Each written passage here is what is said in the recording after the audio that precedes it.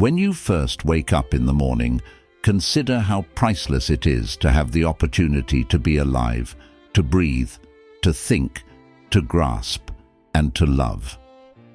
How do we nurture mornings that are in line with this historical appreciation for life in this context? In order to set the stage for a calm and productive day, we are presenting a morning practice today that is based on ancient knowledge. To assist me continue spreading historical philosophy, I would appreciate it if you liked the video before we get started.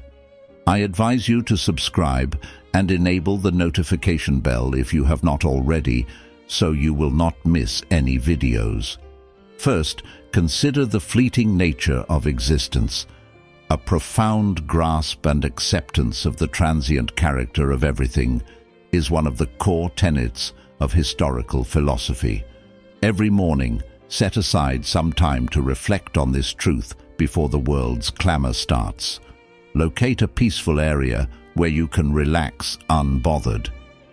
Maintain a relaxed yet erect posture as a physical representation of the harmony between attentiveness and tranquility that you seek. Close your eyes and consider how big the universe is. Imagine galaxies spinning through the dance of time, stars forming and fading away. Imagine a point within which the Earth is a small dot. Think of the mountains that have stood tall, the rivers that have cut roots, the rise and fall of civilizations. Now concentrate more and consider your own existence, which, in the larger scheme of things, is just a moment. This illustration aims to make clear the value and fleeting nature of life rather than underplaying its significance. Knowing that life is temporary serves as a sobering reminder. It highlights the worth of each day in the first place. When we genuinely understand how precious our time is, we have a tendency to put the things that really matter above diversions and pointless arguments. You are better equipped to tackle the day with a greater feeling of purpose if you awaken with this perspective. Essentially, this morning practice is about embracing the present with love, devotion, and action, rather than facing mortality with fear.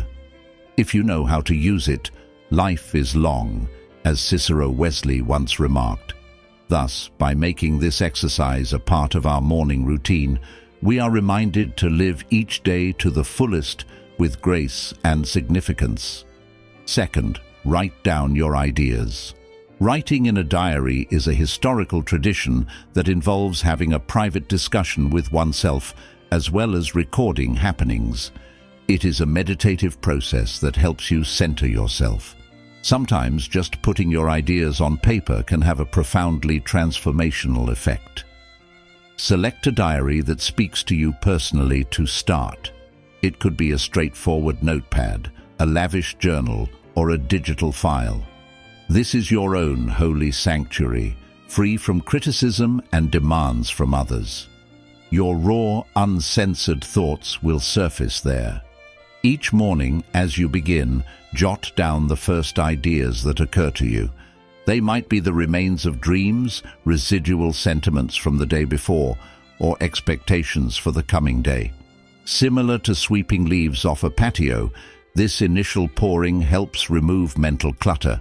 Then turn your attention to being grateful.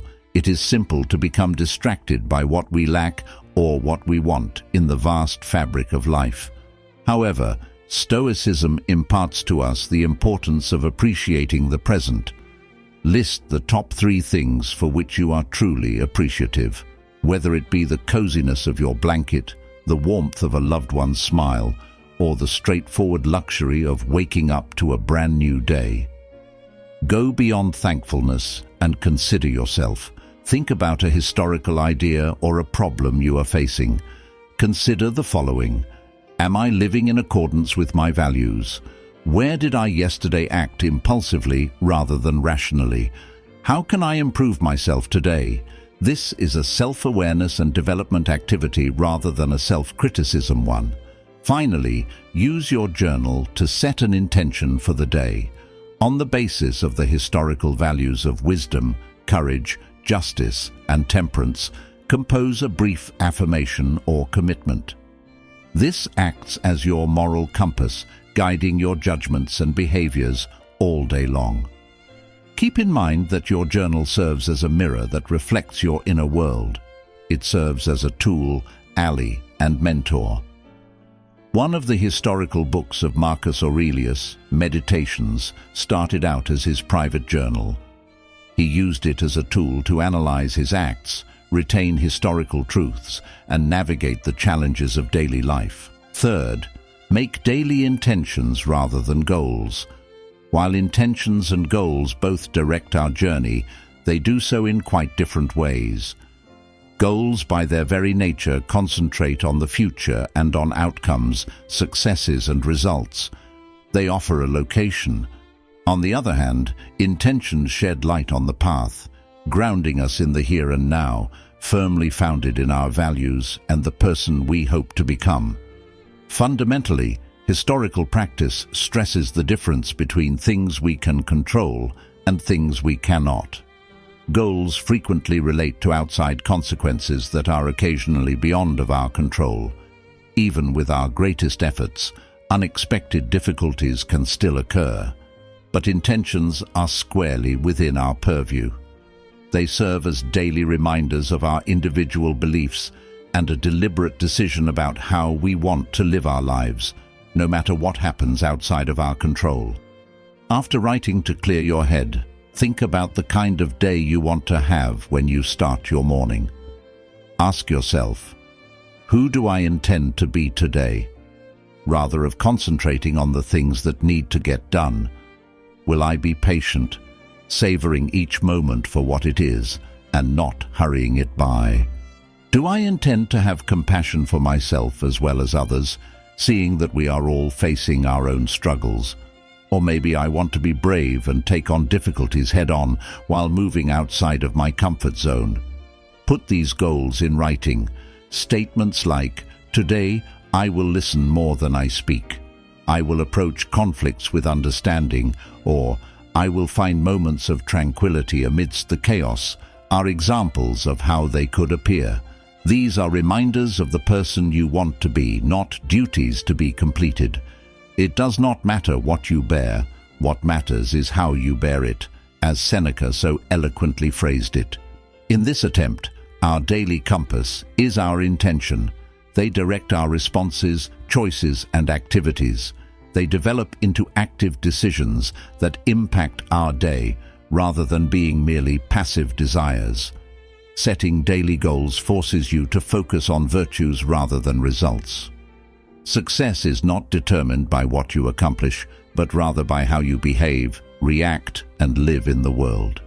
It is a significant shift in viewpoint that is entirely consistent with historical knowledge and guarantees that, despite the unpredictability of the day, you have a clear understanding of your own trip. Fourth, learn to like discomfort.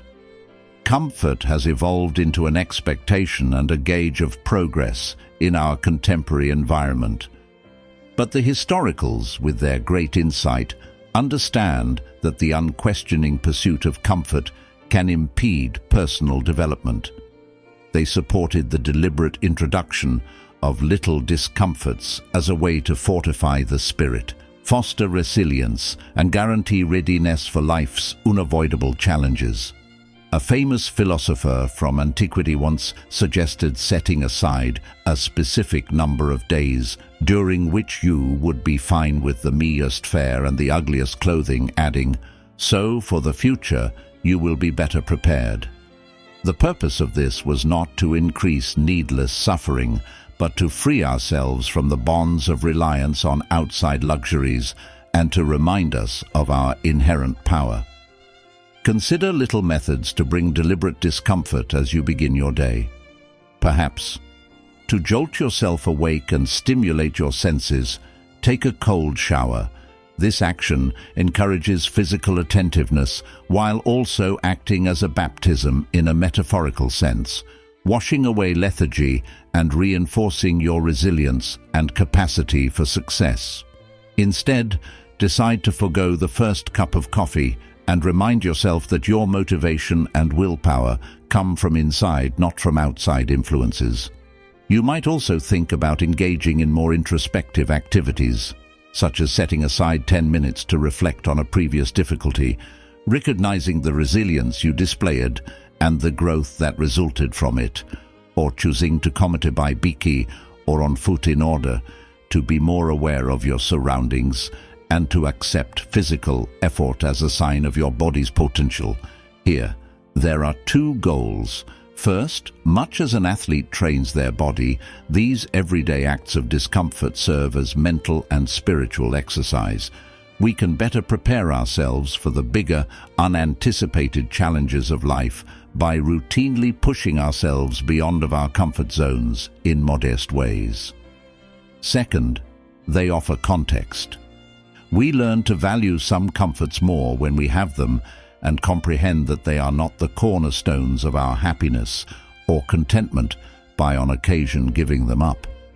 You are not punishing yourself by accepting difficulty. Rather, you are giving yourself more power. You are drawing from a larger pool of strength, letting go of pointless dependencies, and embracing a sense of historical freedom that results from realizing true satisfaction is unrelated to outside circumstances. Practice awareness and meditation, which is number 5.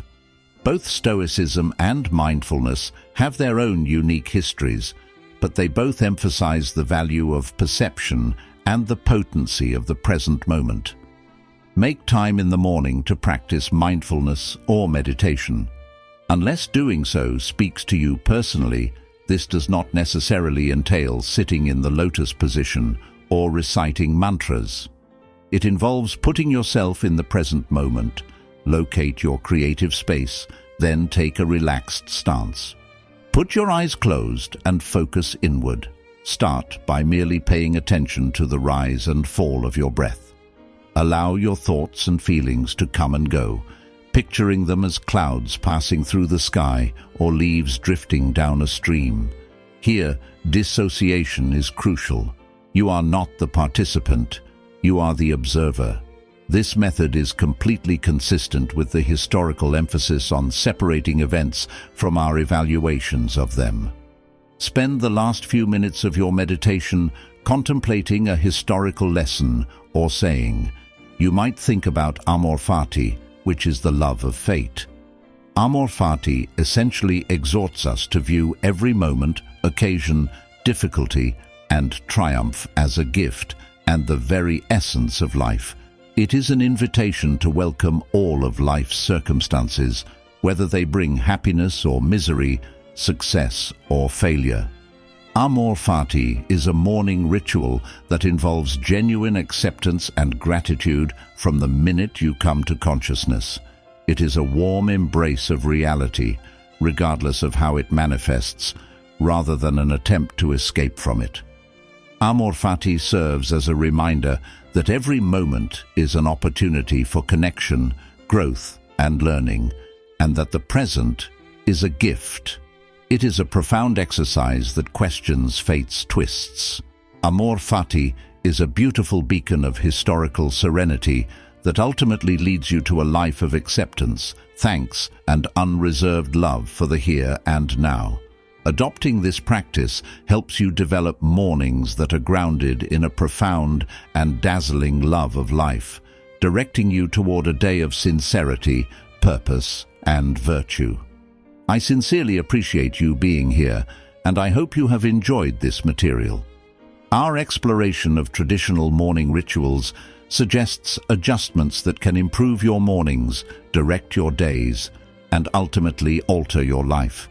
Keep in mind that every new day offers the chance to live it to the fullest with courage, love, and gratitude. Up until then,